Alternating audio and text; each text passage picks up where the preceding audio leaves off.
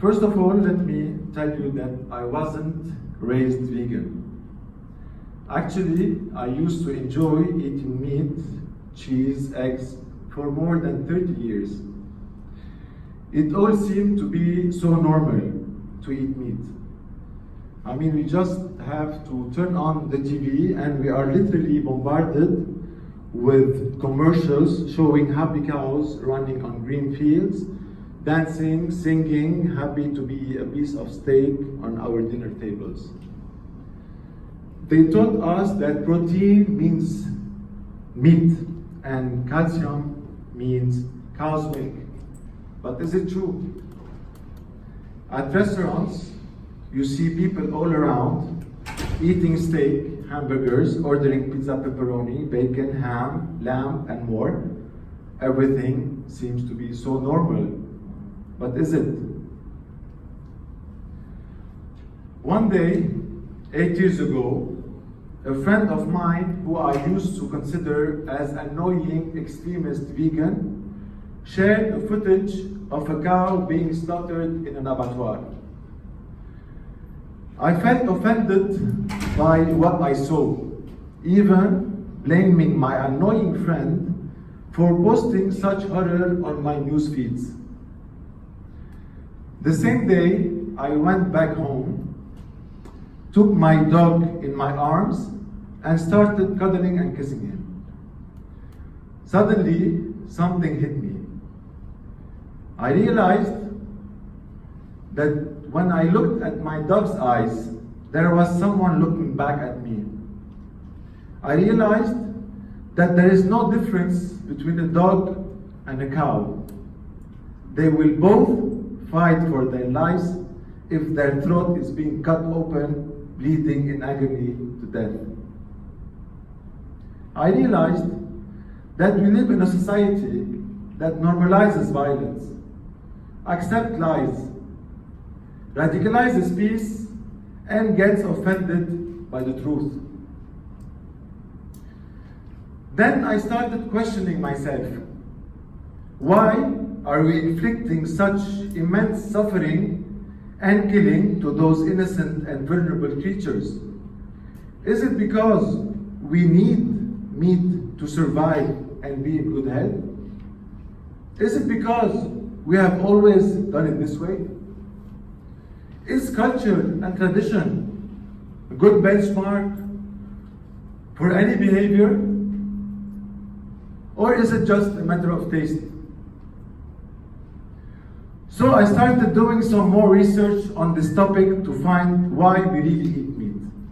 Do we really need to eat meat to live and be healthy? Well, it turned out that all major deadly diseases are linked directly to eating animals and their products. In fact, the number one cause of death is heart disease, caused by clogged arteries due to high intake of cholesterol, trans fatty acids, and saturated fat, all found in large quantities in meat, dairy, and eggs. Same goes for type 2 diabetes, hypertension, colon, prostate, breast cancer, and more chronic deadly diseases.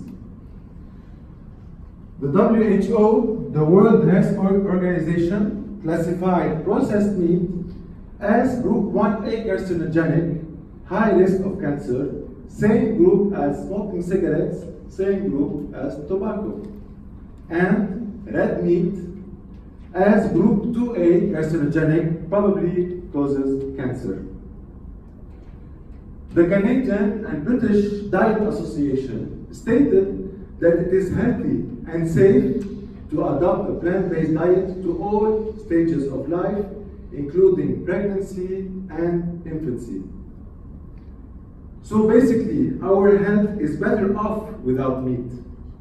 So if we don't need meat to thrive and survive, why are we doing it for? What about tradition? As you know, society evolves. So does our way of life and practices. Many behaviors that are now considered barbaric were once accepted and even encouraged by society. such as slavery, segregation, no rights for women, and more. However, it all started with few dedicated people rejecting injustice for humanity to take a stand towards these practices. So today, we should enlarge our circle of compassion to embrace all sentient beings and remember that animals are here with us, not for us. What about culture? Is culture a justification? Well, in China, it is culturally acceptable to eat dogs. In other countries, it's not. Who's right and who's wrong? People all over the world sign petitions to stop the Yulin Dog Meat Festival. Those same people, they go back home at night and have a cow meat burger for dinner. They are both wrong, since it is not morally justifiable to kill either the dog or the cow. Is suffering of one species more valuable than the other? Can culture justify loving one and killing the other? So if the justification of culture and tradition does not stand, why are we still doing it for?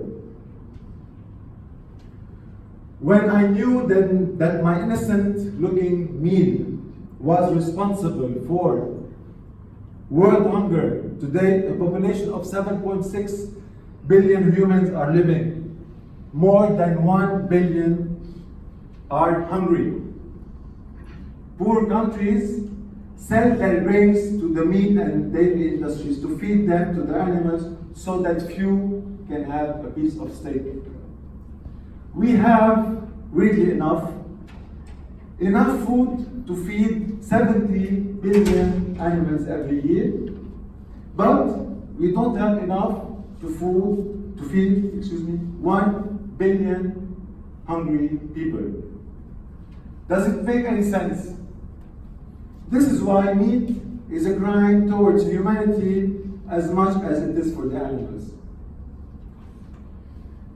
Animal agriculture has a huge effect on our environment. Actually, it is the major impactor of climate change. More gas emissions than all combined transportation. We're talking cars, trains, boats, planes, and more.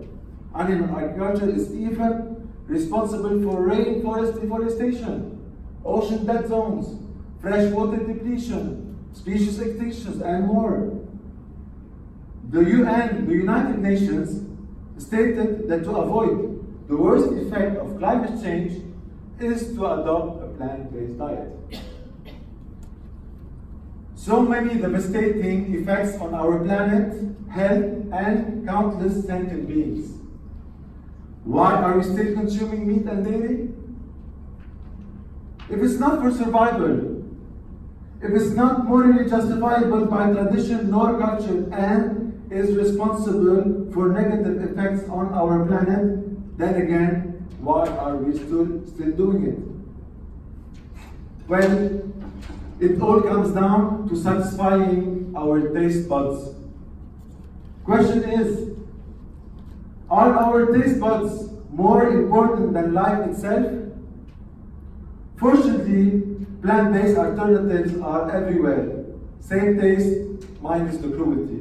And you had the chance to taste some vegan food today and yesterday at Hayek Hospital, and we would like to know your feedback later on. So, veganism basically is nothing but choosing peace over violence, choosing respect over oppression, choosing justice over habit, choosing what's right over what's convenient. So people ask, why vegan? Because we no longer have one source of information that is controlled by the mainstream media and the meat and dairy industries. Today, the truth and the information are out there for everyone to see. We have the moral responsibility to know better and act better. Why vegan? Because having dominion over the weaker is to protect, not to abuse. Why vegan? Because killing an animal for protein and calcium is unnecessary when they are all found in plants. Why vegan? Because if we do not need to kill a sentient being to thrive and survive, then we don't have to. Why vegan? Because we don't need to forcibly impregnate the cow, take her baby to slaughter for veal and calfskin industry, dry her out, then kill her for cheap meat in order for us to drink her milk. Why vegan? Because choosing what's wrong over what's right can never be right. Why vegan? Because the majority of meat eaters are non-violent people, whereas they contribute to immense suffering in consuming violence unconsciously in a minimum of 3 meals per day. Going vegan is aligning our actions to our ethics. Why vegan? That's why. Thank you all for listening.